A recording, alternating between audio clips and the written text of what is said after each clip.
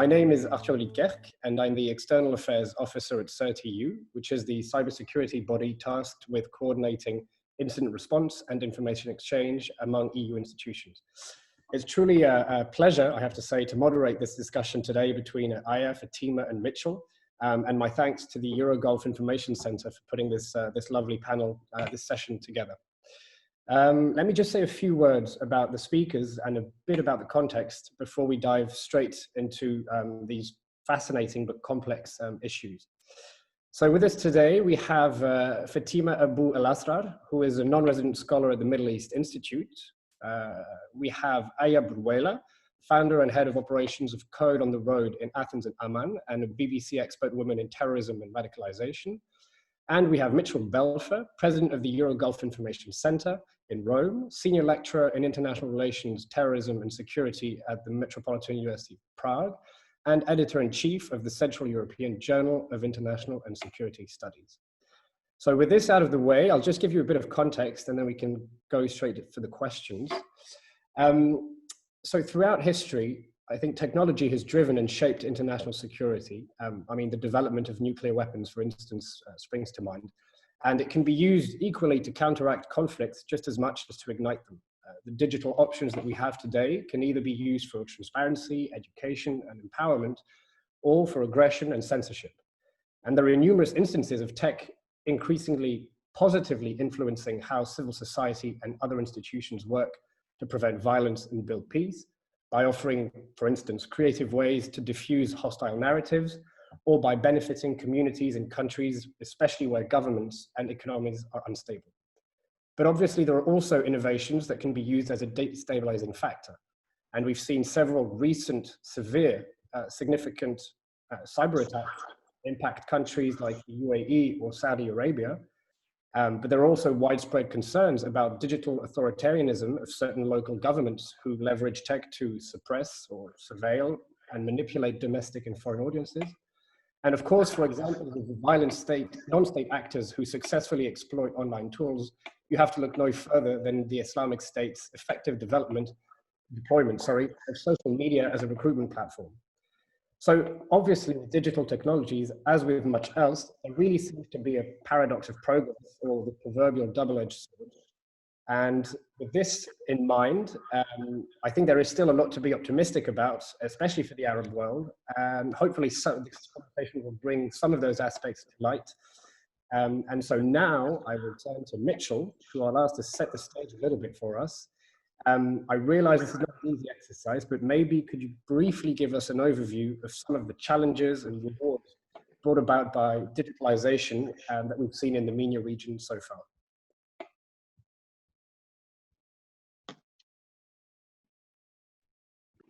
First and foremost, thank you, Arthur, for the introduction.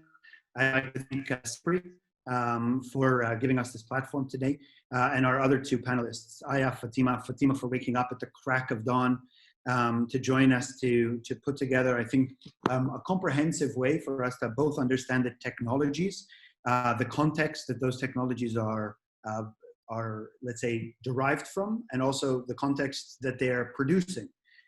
Because very often we have this tendency of looking at the neutrality of certain technologies. You know, the internet is just the internet, a mobile phone is just a mobile phone. But it was produced in a particular context, and those contexts are not necessarily, the production context and the end user context are not necessarily the same. And so if you look at how the openness of the United States, which gave birth to the internet, and the purpose, let's say, of creating these kind of cyber spaces, and I use the term in plural because cyberspace is not one place, and you know, we've seen it with law enforcement having to chase people down the black holes of the dark web. Cyberspace is many different places. It's private places, it's public spaces, and as a result of that, we need to kind of understand the general context that gave rise to it. So you have this very open post-Cold War American society that looked at it as an avenue, you know, the internet as an avenue of commerce, first and foremost. It was a way to generate a wider audience, let's say in some ways for your advertising of companies. It was a private place rather than just, public domain for information sharing. I mean, the origins of the internet, of course, were, at universities and military to share information. But as soon as it becomes a public space, it was more of a place for companies to be able to interact more with their customers. That very quickly evolved, and it's very frightening to see what and also kind of comical to see what the first two major kinds of web pages that developed were. The first one, and I don't know if you read into it whether there's a correlation, but the first one is pornography, and the second one was religion. And if you look at the sites that were being created in the 1990s and early 2000s, and sites that were visited, those were your twin peaks. Religion and pornography. It's, feeling guilty in one sphere brought you to another sphere.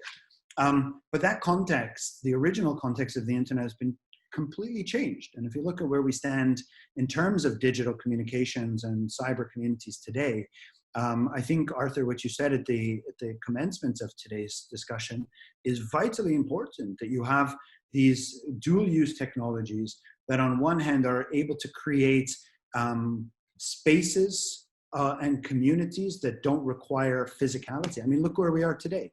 We are working together with a Swedish-based organization. Arthur is in Brussels. Aya is in Greece. Fatima is in Washington, and I'm in Rome. We're all plagued, of course, by the same global phenomenon of COVID, which is also important for us in terms of the real globalization of crises. The globalization of issues has only really been made possible by our technologies. Otherwise, you would have had to wait weeks, months, years for information to come back to you from around the world. Now it's what Bill Gates had referred to as business at the speed of thought. Well, now it's life or globalism at the speed of thought. You think something, you see something, you can share it with millions. And this has had a profound impact. If you look at places like Iran or Syria, this is actually a great example to get us started a bit. Syria, before the civil war, they realized, the Assad regime realized already in those years, the delicate balance that needs to be struck between having a population that has access to global information.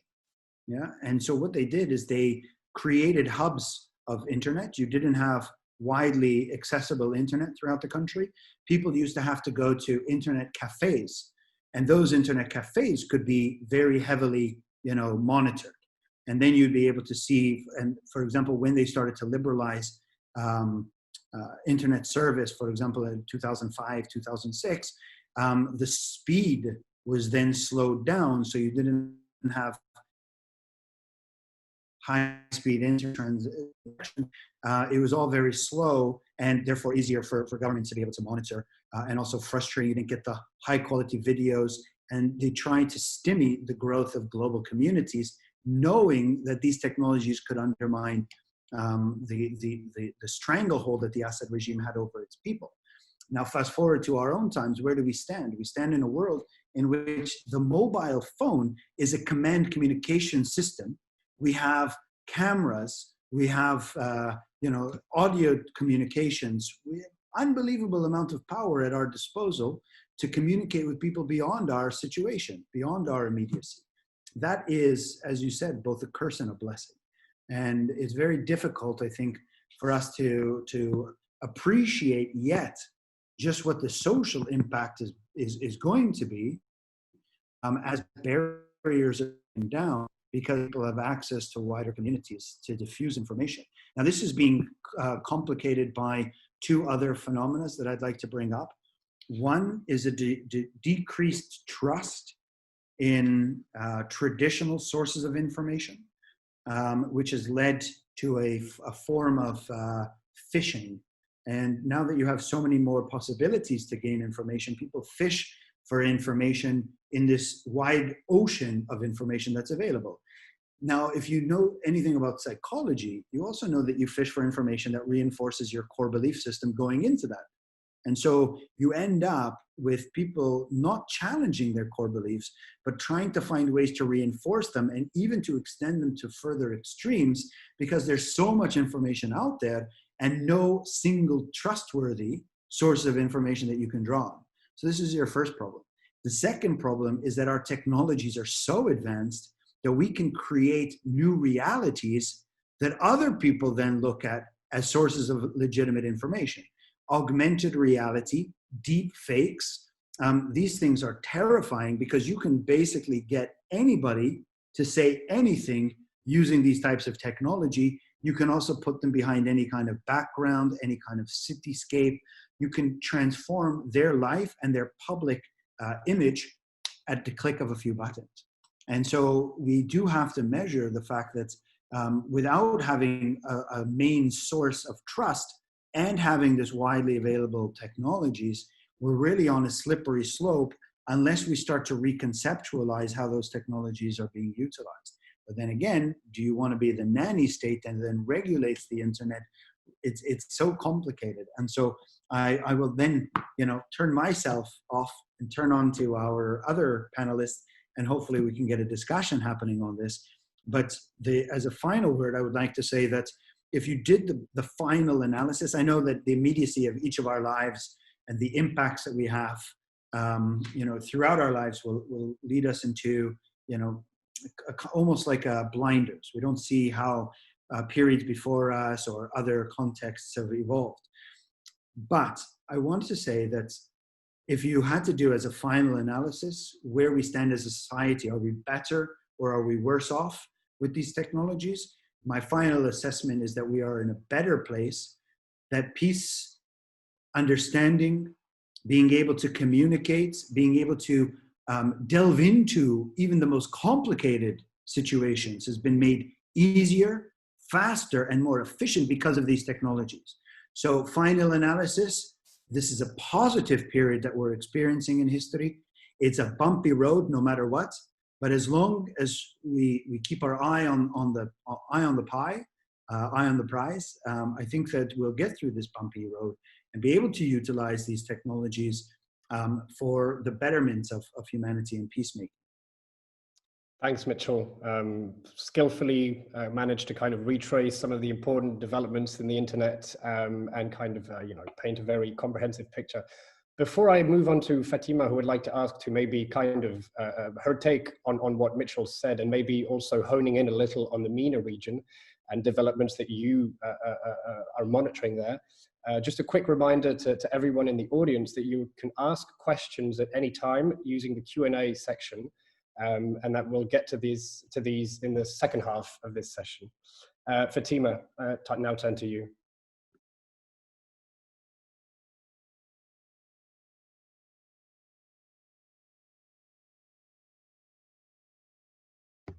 Fatima, you have to unmute yourself first. I thought I did that. I apologize. So thanks so much, Arthur, and thanks to Mitchell. And it's a pleasure being here today. There's a lot to unpack from what Mitchell has said. And in monitoring the situation in the Middle East, there is, the use of digital technologies and the use of social media has been definitely, one of the strongest forms of participation in the Middle East. And these tools have sometimes been available, have sometimes not, have sometimes been censored. But, there are various examples throughout the MENA region from, the advent of the Arab Spring, the role of Facebook in pushing for that Arab uprising, because it had helped people mobilize and put these protests forward. And then, at the just recently, there has been 2 or 3 weeks ago, approximately, a Twitter campaign launched by Saudi trolls that managed to create a rumor on the Qatari system, that there was basically an overthrow in the Qatari regime, and that had ranked to the top, and it had actually forced Qatari ministers to pledge loyalty to their regime, and actually has managed to shake some things. So definitely there's this force could be used for good, it could be used for bad. And in a place that I closely follow and monitor, Yemen, the role of social media has been extremely important for all the players in the Yemeni conflict. You've got basically the multiple players here, but the main two warring parties are the Saudi-backed government of Hadi, and then the Iran-backed Houthi rebels. And what I found it interesting is, after the Houthis have controlled Sana'a in 2014, so much of what Yemenis have taken for granted was no longer there anymore. And somehow the use, I basically looked at how the Houthis began to use social media as a way to recruit and shape their followers' ideology, and a way for them to really drill down their narrative, which is mixed of between two main aspects, which is self-righteousness for ruling Yemen, and also a narrative of victimization that comes from the participation of the Saudis and Saudi coalition in Yemen. And of course, through this there has been different campaigns for misinformation that has been launched, that were I feel that they have definitely influenced the trajectory of Yemen's conflict. So I would say two Twitter campaigns that stand out for me is first, the campaign on the amounts, the starvation of the country, basically Yemen, the starvation of the country by the coalition, and specifically putting that in the hands of the Saudis and Emiratis, and this has managed to come and penetrate international narrative as well, because this is the thing that people often most default to. It has influenced many journalists who are covering, but within that, it had somewhat turned the eyes away in terms of what the Houthis are doing in order to manipulate access to food.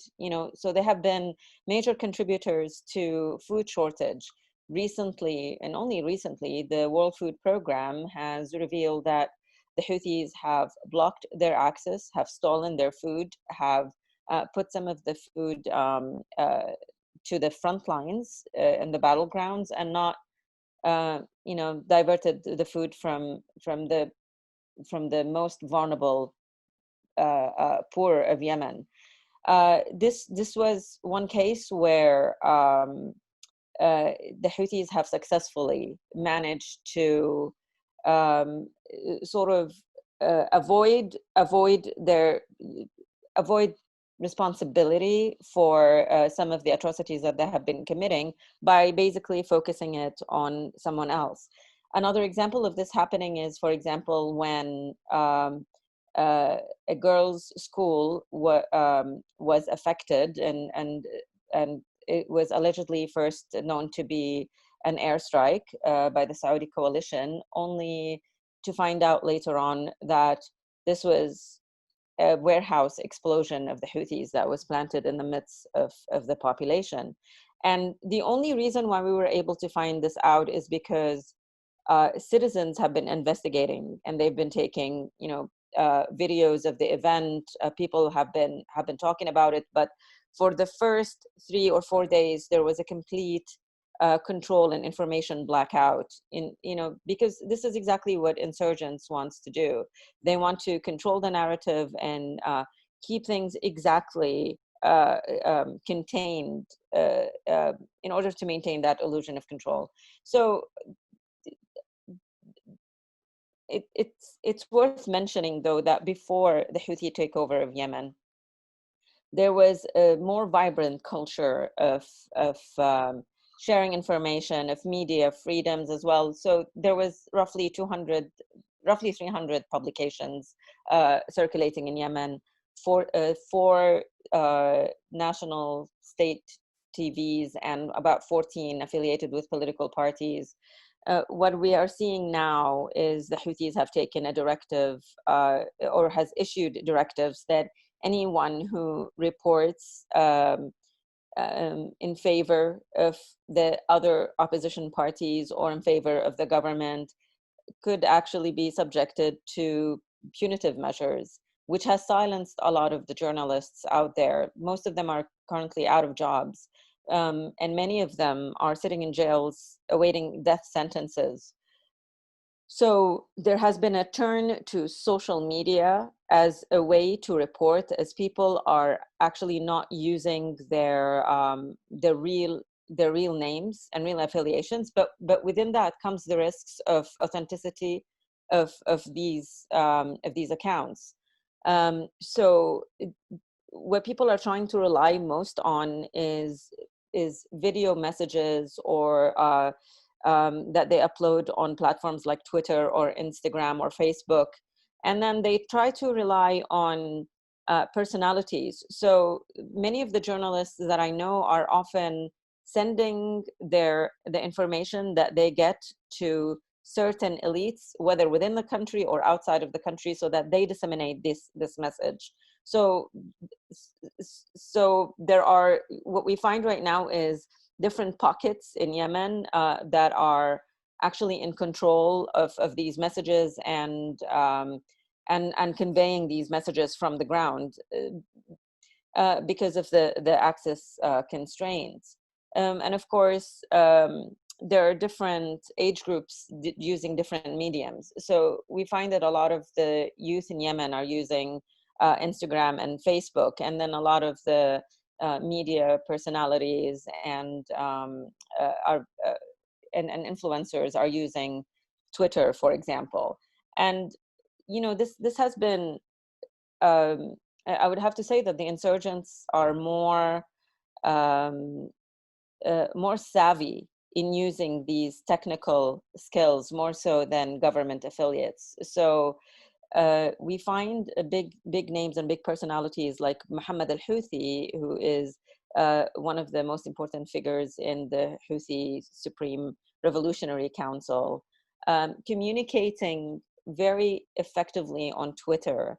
And the same with the president of the Houthi militia, Mahdi al-Mashat. But initiatives of peace proposals are often communicated through Twitter, which is a new thing that we haven't seen before. And it's one of the ways where the Houthis try to gauge whether the Saudi coalition or the Hadi government will respond favorably to their proposals or not. Also, most of their responses to peace proposals we often find embedded in the media, and they use this tool really well. The other thing that I've also noticed is the leader of the militia, the supreme leader, if we shall say, Abd al-Malik al-Houthi, who comes in with so much of religious speeches and almost a daily religious speech during this current month of Ramadan, has also been using messages to communicate with various levels of the Yemeni population. So from the jihadis on the front lines to the president of Yemen in Saudi Arabia, who currently resides in Saudi Arabia. So and these have been effective in terms of sort of like shaping the ideas, the Houthi narrative, because he is focusing so much on drilling down certain messages, such as the vilification of Yemen's government and its Saudi backers, which I feel that these messages has somewhat seeped into the international media as well, and awkwardly to even some opposition parties that the Houthis subscribe, that the Houthis are opposed to, and it just has proven to be more. Or to add really another layer in Yemen's war, that I feel that there hasn't been sufficient focus on, and that needs to be unpacked a little bit more. So I'll stop there and maybe hand over to Aya and listen more to questions and answers. Thank you very much, Fatima. I think you gave us a very detailed picture of at least the situation in Yemen, and more generally, I think you hinted at some of the negative aspects, obviously, that we've discussed, controlling the narrative, censorship, portraying alternate versions of reality. But also you did hint at how social media opens up a space for citizens to report and to kind of, also, take an active stake in sharing their views and opinions to the international community.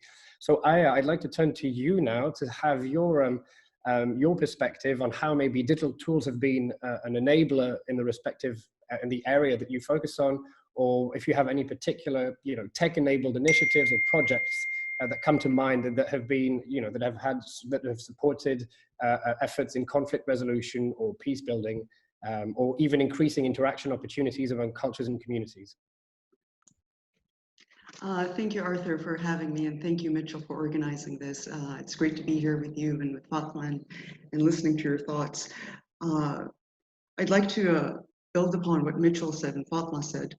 I think Mitchell pointed out a lot of the drawbacks of social media today, but he also emphasized the positive aspects of social media.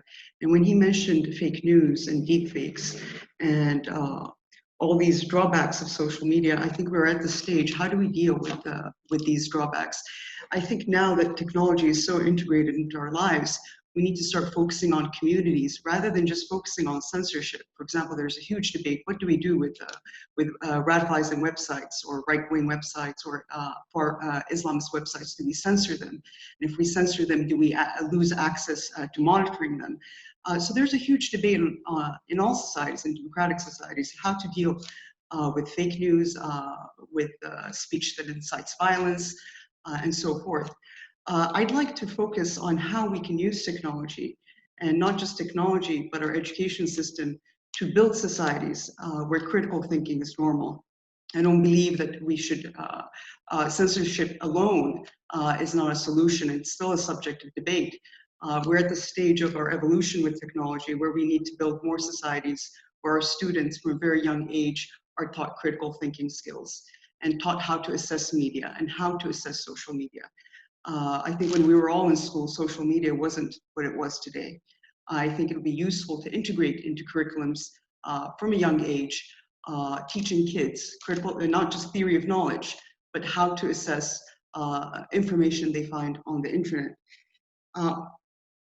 I subscribe, everything Fatma said can be applied to Libya as well and to many other countries that are traditionally cut off from the mainstream conscious.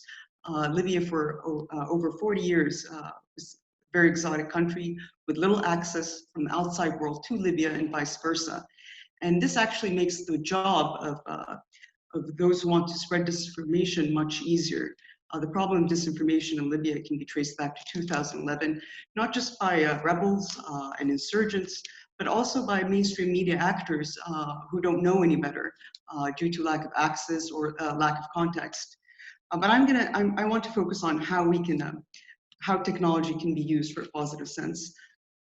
One of the ways that technology has been very, very useful in improving the quality of life is that it has democratized knowledge. Never in the history of man has knowledge been so accessible to so many people from so many different backgrounds. I think this is a first in our history, and it's a kind of an equalizer amongst people. It doesn't mean if you're rich or you're poor. If you have an internet access, you have more access to information than you can ever dream of. We have entire libraries. We can connect to like-minded people for positive causes. As Mitchell said, we're here today from various countries discussing these important subjects.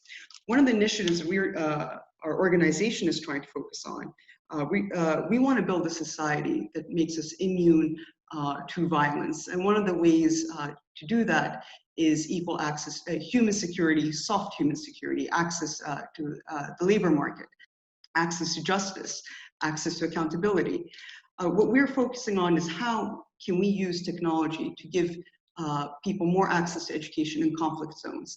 For example, in Greece, relative to the Arab world, the majority of our refugees are from the Arab world, and their education is interrupted, and they're in a stage where they have to integrate in the societies that they are destined to, whether they stay in Greece or move on to other European countries. One of the biggest tragedies of refugees is the disruption of their education, or being unable to access employment opportunities afterwards. So what and in Libya, our education has been disrupted more or less in different areas of the country according to the conflict at hand, and we are still at conflict. So what we do is, how can we use the mobile phone to educate people? And what we try to do for our first phase of our projects is to teach business entrepreneurship and tech skills to women. Because even entrepreneurship is a kind of equalizer. You don't need a college degree. You don't need any special expertise. So what we did was we started our first project in Jordan, is to provide business entrepreneurship training to women via the mobile phone. It's been going very, very well. We aim to do that in Libya as well. There is a huge need in Libya today to revive, to become productive. For the past 4 decades, entrepreneurship under the previous regime was very much frowned upon. Too much state interference into the education system. Our education system is not tech compatible. And that is what we aim to change, to make the language of computers accessible to women and men from a very young age. To me, I see tech and coding and digital skills as it should be a second language to everybody. When we go to school, we might learn French or English or another language, but tech is a language. Coding is a language. And giving people accessibility to this kind of knowledge prepares them for the future labor market. I believe that after COVID, we're going to see many, many changes to the labor market and our economic environment. And if we keep people, give them access to employment opportunities, make them feel productive, teach them critical thinking skills that can be passed on to the next generation, this is a peace-building measure. Another way technology can be very important in peace-building is in anti-corruption.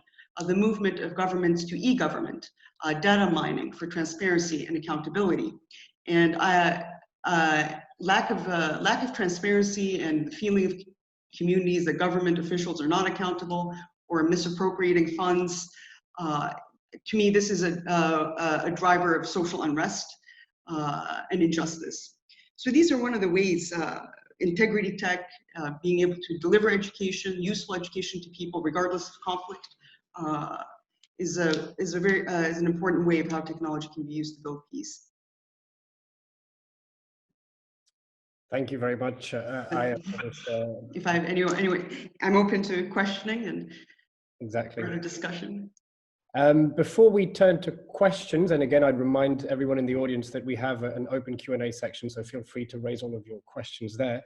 The three of you have all kind of discussed various actors, for bad or for good, being involved in, you know, leveraging or kind of deploying new technologies, and including online tools like social media, for you know, various objectives. So in essence, if we're looking at technology as a force for good in this precise context, I think what needs to be, what we have to bear in mind is it's a multi-stakeholder approach. Not only is it the private sector, it's also civil society, where they're boots on the ground initiatives, local initiatives. It's governments giving sufficient space for journalism or for citizens to speak their mind, their truth online. And I'm curious to see, and this is an open question to the three of you, how you, what you have in mind in terms of promoting multi-stakeholder approaches for, you know, promoting tech for good.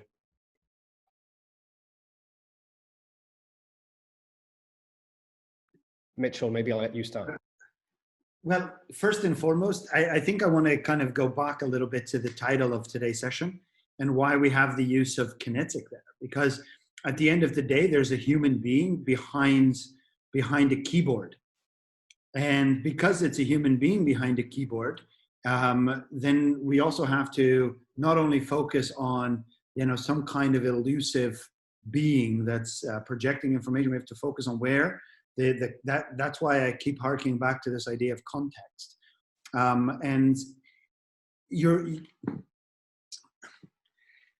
110% correct. We have to look at it from all kinds of different stakeholders, from the, you know, classroom to the parent, right through to state and supra state organizations.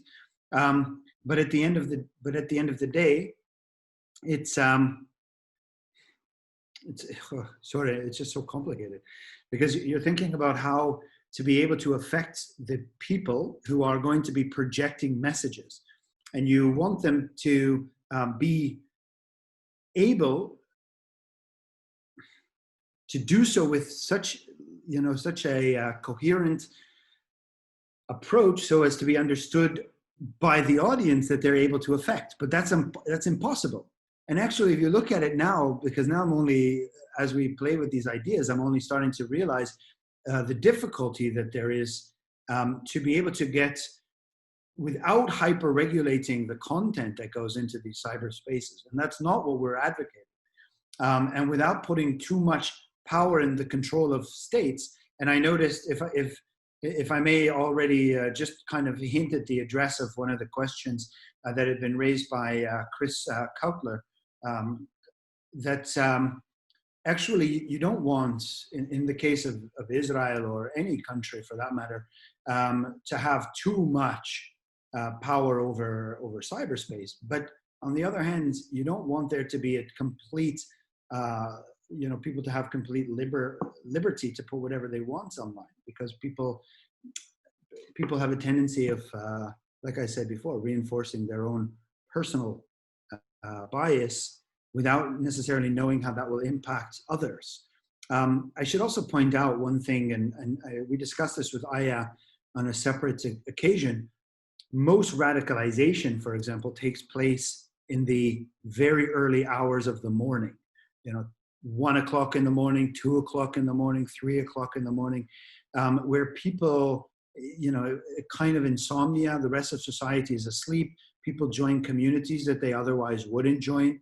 They're in these spaces that they're able to communicate in ways that they otherwise wouldn't. And I think that, that shows in one degree a kind of healthiness that you can have of communities all around the world operating 24 hours a day, but the content of that is going to be very unhealthy. So I totally agree. We have to look at it from all vectors of society, all vectors. But to do so is just such a Herculean task that we have to figure out what our first steps are going to be. So maybe that's a role also for the moderator to contribute to.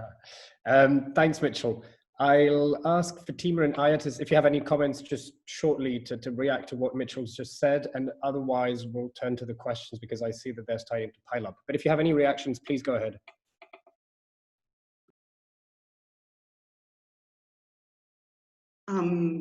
I too am overwhelmed by the scope of this problem and its implications.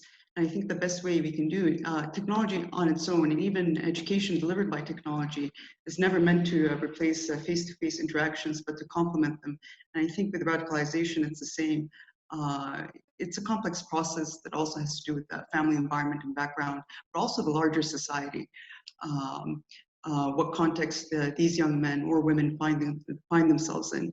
In what you said about online radicalization and how so many kids are also self-radicalized at this stage, one of the best approaches in our organization, what we're researching right now via the BRAVE program and other research projects that we have, are what are the protective factors to radicalization. How can we build a society that is less vulnerable to radicalization, because it's such a multiplicity of factors that happen at the same time. So that's what we want to focus on, the online communities and how they can create these online communities that are self-enforcing. But what else can we do outside of the online field to make kids who go online less vulnerable? The one thing that comes to my mind is that, you know, there is no barrier to participation in social media.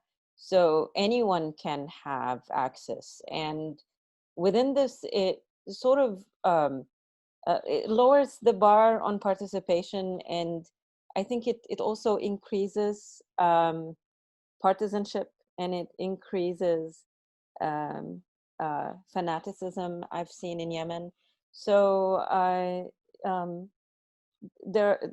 see a lot of media personalities that are coming, even some of them are fake, but the idea behind them is that I'm gonna hone in on one issue, and that issue, you know, is often, in the case of Yemen, is sectarianism, and you know, just drive the point down over and over and over, and just, you know, have to influence people around me on this. So for me, this has been one of the most troubling aspects that I've seen in terms of the use of social media and its availability for all, and it's, you're unable to censor this. So for example, Twitter has been acutely aware of the impact of this in America. So, you know, this is why it removed their verification button after the Charlottesville incidents a couple of years ago.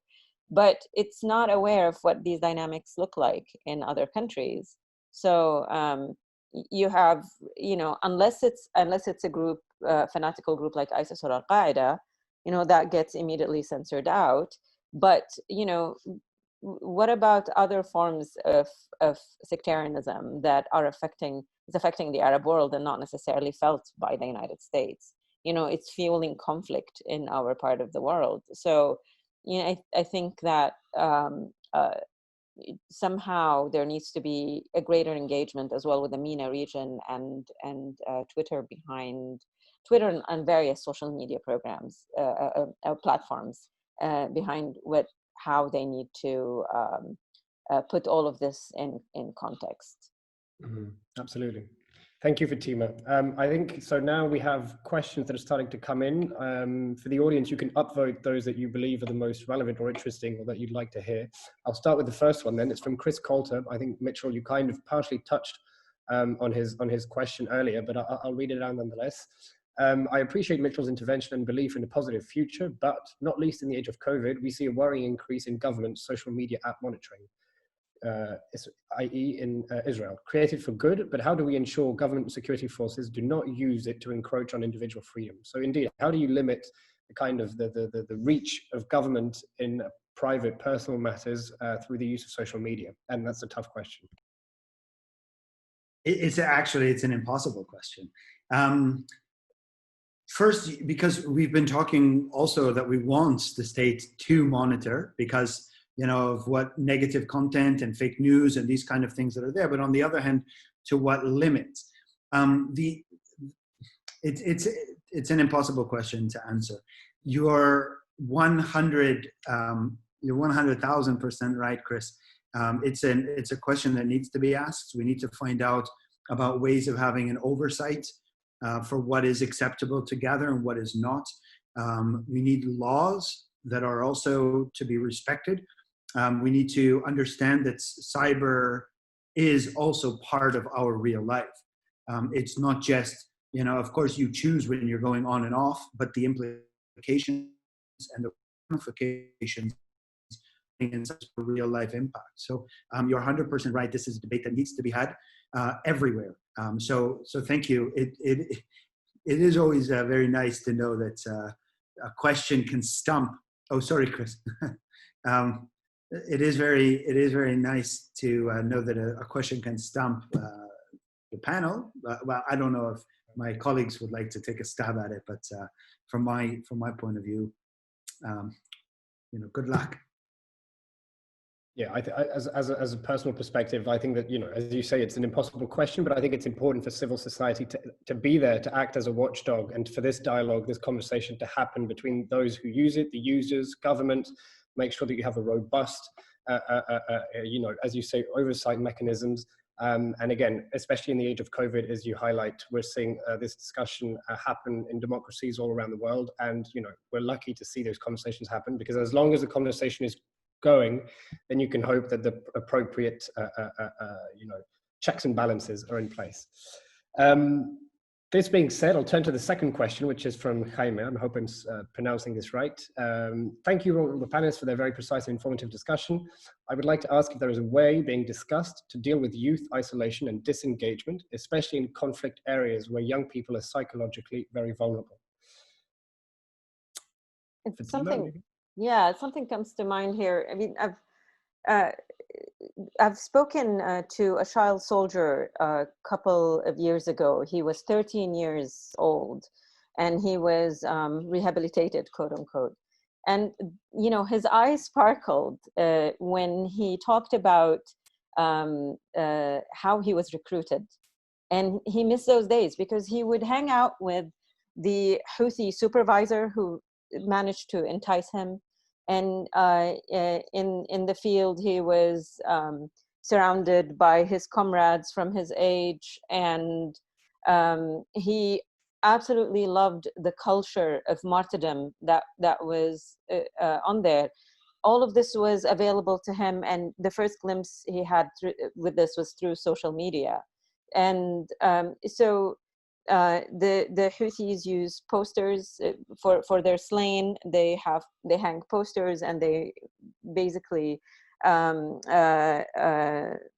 amplify and the right word is escaping me here, but basically they make heroes out of these slain mujahideen of theirs. So, and the child had aspired so much to have the same status that others would have, and to be somewhat immortalized, you know, and social media was one of the major catalysts that had helped in this, you know. So this is a tactic that insurgents know how to use really well, but it's one that the government, through its bureaucracy, is not really keen enough or apt in, or adapt enough to just look into incorporating and thinking about more creatively. So I feel it's one of the blind spots that we have, and thinking about how to really, you know, look at peace and how to reduce from the impact of this violence that surrounds us. We have to really tackle all of these issues one by one, and there needs to be some type of a strategy that would lead to address the youth isolation, because, you know, they're surrounded by war images all around, and this becomes their culture day and night.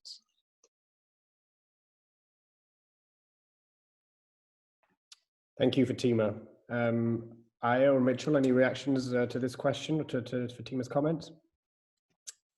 You know, the internet is uniquely able to create a close feeling community and self-enforcing one. And it's used for other, not just for radicalization. We can see there's so many other social clubs, even soccer teams and dating sites. They create, you know, these, it's very well set up for creating a close community.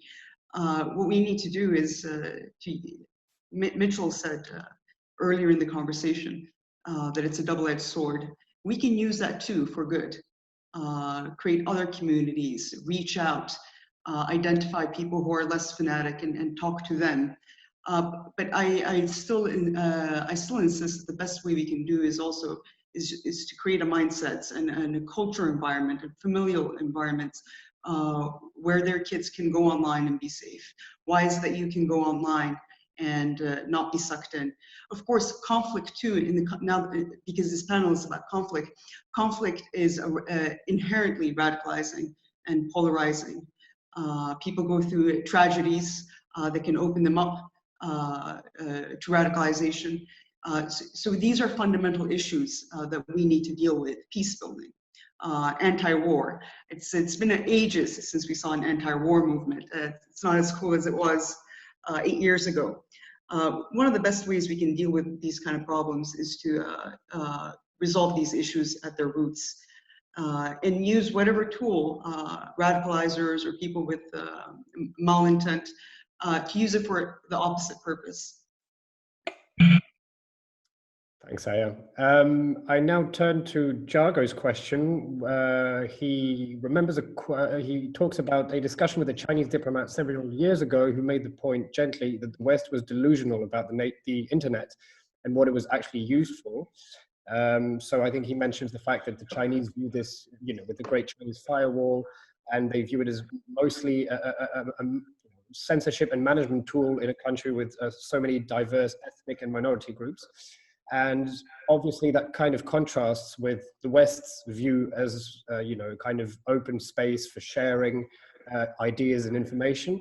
And he asks, this has created a dichotomy of views on how the internet should be controlled. And is there an Arab region view on regulation and control?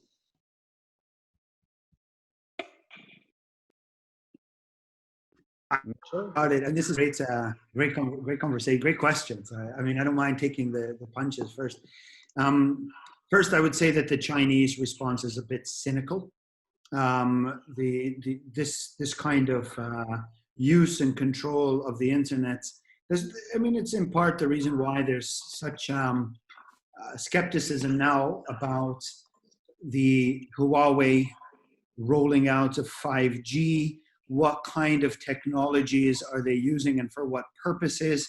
All of this skepticism is because essentially of how China views the internet and control of the internet. But China is beyond the scope of today's discussion, and I do appreciate moving it to the Arab world. From my understanding,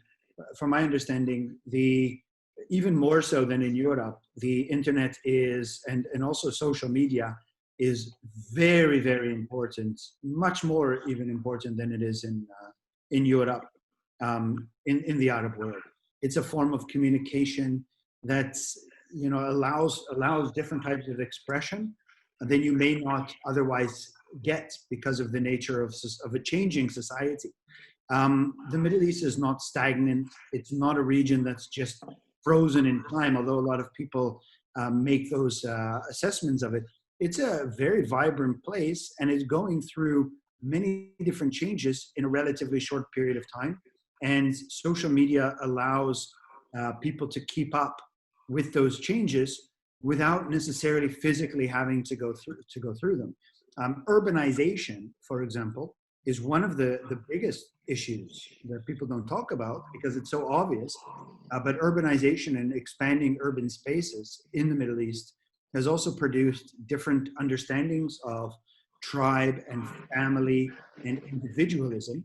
And I think that the social medias are able to be both a vent for people to deal with those changes and a way of creating community when you may feel displaced. So while some people look at the small negative kinds of community, the dark corners of Daesh, 99% of all the communities that are being formed in social media spaces are reinforcements. They're being able to share experiences, develop psychologically with the new realities of their systems. When I go to some Gulf countries, I learn from their experience in social media. And when I bring those experiences back to Europe, my colleagues very often tell me like, wow, that's cutting edge. But actually I learned it from the Arab Gulf countries. The Arab countries have a lot to teach when it comes to social media, not only be receivers of it. So those are my 2 cents. Thanks, Mitchell.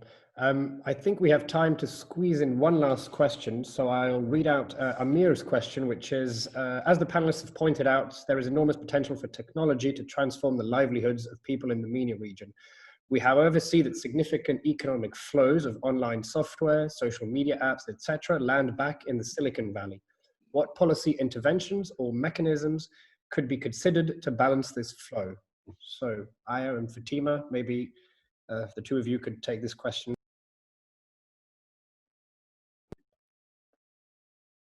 It turns out that I haven't muted myself, so I think it's a very important question. I see in the Arab world, we do see a renaissance, and for example, the UAE is a hub for a lot of digital technology. There is a recognition amongst across Arab governments that we need to do something with our youth and prepare them for the future, and that we cannot be importing technology all the time.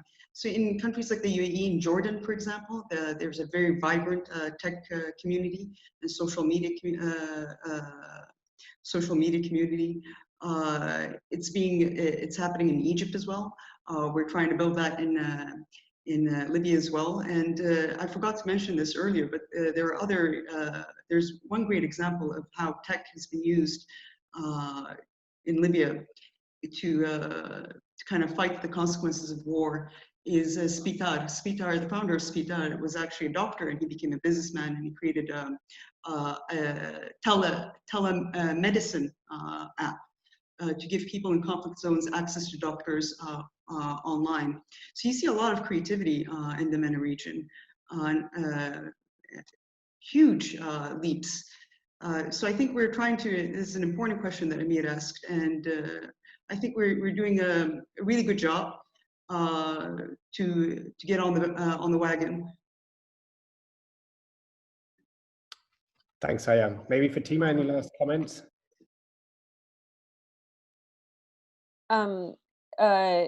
Just sort of like within this, we've seen I've seen a lot of initiatives, you know, aside from what Aya mentioned, but also in the UAE and Saudi Arabia, who are trying to champion this, and you know, trying to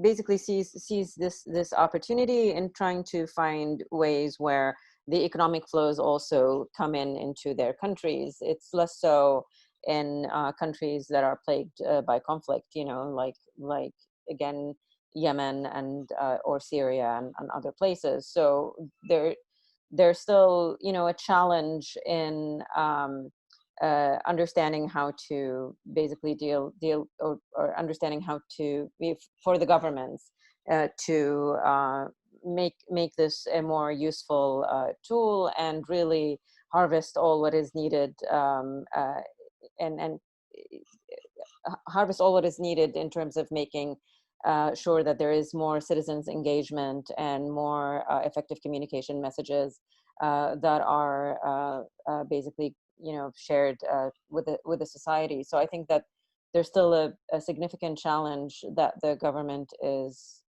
facing in this domain. Thanks, Fatima. And we're just 1 minute ahead of schedule, so that's fantastic. And with this, I'd like to, I apologize for the last two questions that we weren't able to take. Thank you for raising them nonetheless. I'd like to thank both the EGIC and the Stockholm Virtual Forum on Peace and Development for this opportunity to discuss these important issues together. Obviously, thanks to the panelists for their interventions and insightful remarks. And thank you to our audience for joining us today. Hopefully you will have learned a little more about how digital tools can indeed be used both for good, but the proverbial double-edged sword, we have to make sure that you know, there is the oversight and the intent to make them work for better, for peace building. So with this, thank you all very much, and I wish you all a great day. Thank you. Thank you, and thank you for your moderation, Arthur. It was great. Thank you. Thank you. Virtual clap. Thank you, bye-bye. Wow.